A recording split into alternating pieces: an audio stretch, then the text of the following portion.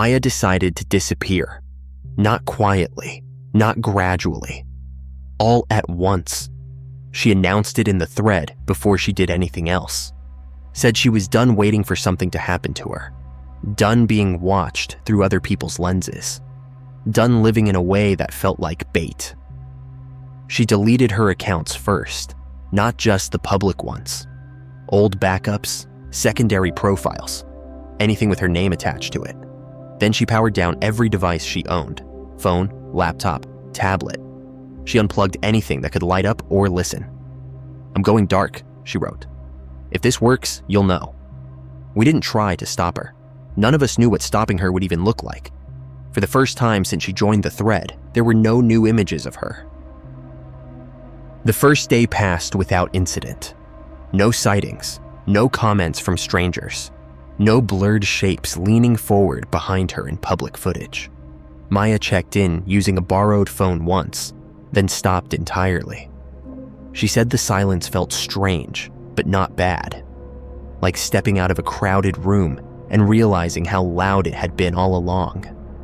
She slept better, ate without scrolling, noticed things she hadn't paid attention to in years. Jonah cautioned us not to celebrate yet. "Distance doesn't mean safety," he wrote. "It just means time." He was right. On the second day, a neighbor across the street installed a new doorbell camera. The footage surfaced that evening. The angle was wrong, too high, too far away. The kind of recording no one watches unless they're looking for something specific. Maya wasn't the subject. She was barely visible, stepping out briefly to check her mail. Behind her, near the edge of the frame, someone stood still. The posture gave him away immediately. Leaning forward, arms too low, head angled down. The FeedWalker hadn't vanished. He'd waited. Maya didn't see the clip until later. When she did, she didn't panic. She didn't argue. She just stared at the screen longer than anyone else.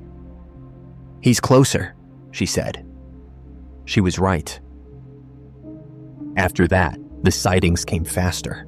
A delivery driver's dash cam, a reflection in a shop window, a security camera in a parking garage 2 blocks away.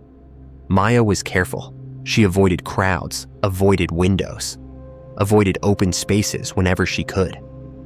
But the world was full of lenses she didn't control. The FeedWalker adapted. In earlier episodes of this story, he blended into crowds. Now he appeared alone more often, standing where people passed by without stopping, close enough to be noticed if someone paused, far enough away to be ignored if they didn't. The blur around his face tightened again. Not clarity, proximity. Maya made a request that none of us expected. "Stop looking for me," she wrote. She explained that every time someone checked footage for her, every time they paused a video or zoomed into an image, he seemed to move closer afterward. Attention wasn't just feeding him, it was guiding him. She asked us to let her disappear properly, to stop watching, to stop checking. Lena understood immediately. "This is the part where people make it worse," she said, "because they're afraid to let go." We argued anyway. The last message from Maya came the next morning. No images, no clips, just text. "If this works, remember me as I was, not as a shape in the background." After that, there were no more sightings of her. Not in footage, not in reflections, not in the thread. The silence that followed was heavier than anything before it. We didn't know if Maya had escaped, or if she had simply become something we weren't allowed to see anymore.